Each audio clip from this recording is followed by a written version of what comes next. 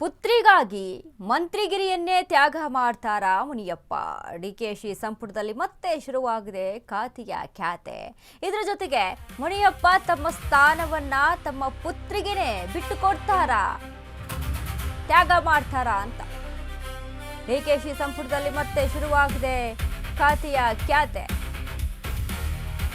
ಆರಂಭದಲ್ಲೇ ಕೆಲವರ ಖಾತೆ ಬದಲಾವಣೆಗೆ ಡಿಕೆ ಸಿದ್ಧ. ಪುತ್ರಿ ರೂಪಾಗೆ ಮಂತ್ರಿಗಿರಿ ನೀಡಿ ತ್ಯಾಗಮಯಿ ಆಗ್ತಾರಾ ಮುನಿಯಪ್ಪ? ಜಾಲತಾಣದಲ್ಲಿ ಹರಿದಾಡ್ತಾ ಇರುವಂತಹ ಸುದ್ದಿ ನಿಜ ಆಗುತ್ತಾ?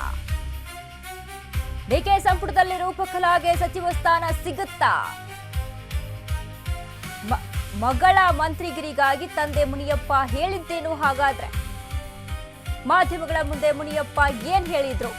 ಪುತ್ರಿಗೆ ಮಂತ್ರಿ ಸ್ಥಾನವನ್ನ ತ್ಯಾಗ ಮಾಡ್ತಾನೆ ಅಂತ ಹೇಳಿದ್ರ? ಅಂತೆ ಕಂತೆಗಳಿಗೆ ಸ್ಪಷ್ಟನೆ ನೀಡಿದಂತ ಸಚಿವ ಮುನಿಯಪ್ಪ ಕ್ಲಾರಿಟಿಯನ್ನ ಕೊಟ್ಟಿದ್ದಾರೆ ಈ ವಿಚಾರಕ್ಕೆ. ಈ ಬಗ್ಗೆ ಖುದ್ದು ಸಚಿವ ಕೆಎಚ್ ಮುನಿಯಪ್ಪ ಸ್ಪಷ್ಟನೆಯನ್ನ ಕೊಟ್ಟಿದ್ದಾರೆ. ಪುತ್ರಿಗೆ ಸಚಿವ ಸ್ಥಾನ ಬಿಟ್ಟು ಕೊಡುತ್ತಾರೆ ಎಂಬುವಂತ ಸುದ್ದಿ ಸುಳ್ಳು. ಈ ವರದಿ ಸತ್ಯಕ್ಕೆ ಬಹಳ ದೂರವಾಗಿದೆ ಎಂದು ಸ್ಪಷ್ಟನೆಯನ್ನ ಕೊಟ್ಟಿದ್ದಾರೆ. ಈ ಮೂಲಕ ಅಂತೆ ಕಂತೆಗಳಿಗೆ ತೆರೆ ಎಳೆದ ಮುನಿಯಪ್ಪ. ಕೆಎಚ್ ಮುನಿಯಪ್ಪ ಪುತ್ರಿಗಾಗಿ ಮಂತ್ರಿ ಸ್ಥಾನವನ್ನ ಬಿಟ್ಟುಕೊಡ್ತಾರೆ, ತ್ಯಾಗ ಮಾಡಿಬಿಡ್ತಾರೆ ಅನ್ನುವಂತ ಒಂದಿಷ್ಟು ಸುದ್ದಿ ಹರಿದಾಡ್ತಾ ಇತ್ತು ಸಾಮಾಜಿಕ ಜಾಲತಾಣದಲ್ಲಿ.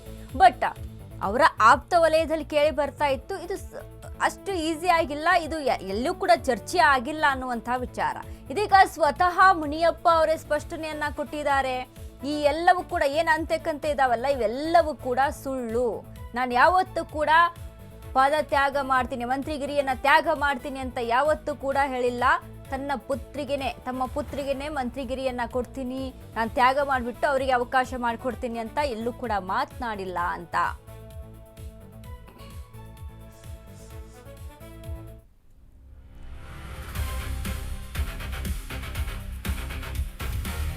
ಕಾಂಗ್ರೆಸ್ನಲ್ಲಿ ಖಾತೆ ಖ್ಯಾತೆ. ಸಮಾಜ ಕಲ್ಯಾಣ ಇಲಾಖೆಗಾಗಿ ಪಟ್ಟು ಹಿಡಿದ್ರ ಮುನಿಯಪ್ಪ. ರಾಹುಲ್ ಗಾಂಧಿ ಬಳಿ ಖಾತೆ ಬದಲಾವಣೆಗೆ ಬೇಡಿಕೆ ಇಟ್ಟಿದ್ದಾರಾ ಕೆಎಚ್ ಮುನಿಯಪ್ಪ? ಖಾತೆ ಬದಲಾವಣೆ ಬಗ್ಗೆ ಗುಟ್ಟು ಬಿಟ್ಟು ಕೊಡದ ಕೆಎಚ್ ಮುನಿಯಪ್ಪ ನಿರ್ಧಾರ ಏನು? ನಾನು ಇಂಥದ್ದೇ ಇಲಾಖೆ ಕೊಡಿ ಎಂದು ಮನವಿ ಮಾಡಿಲ್ಲ ಅಂತ ಹೇಳ್ತಾರೆ. ಹೈಕಮಾಂಡ್ ಮುಖ್ಯಮಂತ್ರಿಗಳ ತೀರ್ಮಾನಕ್ಕೆ ನಾನು ಬದ್ಧ. ಆಹಾರ ಇಲಾಖೆಯಲ್ಲೇ ನನ್ನನ್ನ ಉಳಿಸಿಕೊಳ್ತಾರಾ ಅಥವಾ ಬೇರೆ ಖಾತೆಯನ್ನ ಒಂದು ವೇಳೆ ಏನಾದ್ರೂ ಬೇರೆ ತೀರ್ಮಾನ ಮಾಡಿದ್ರು ಅದಕ್ಕೆ ನಾನು ಬದ್ಧ ಅಂತ ಹೇಳ್ತಾರೆ ಕೆಎಚ್ ಮುನಿಯಪ್ಪ. ದೇವನಹಳ್ಳಿಯಲ್ಲಿ ಸಚಿವ ಕೆಎಚ್ ಮುನಿಯಪ್ಪ ದ್ವಂದ್ವ ಹೇಳಿಕೆಯನ್ನ ಕೊಟ್ಟಿದ್ದಾರೆ.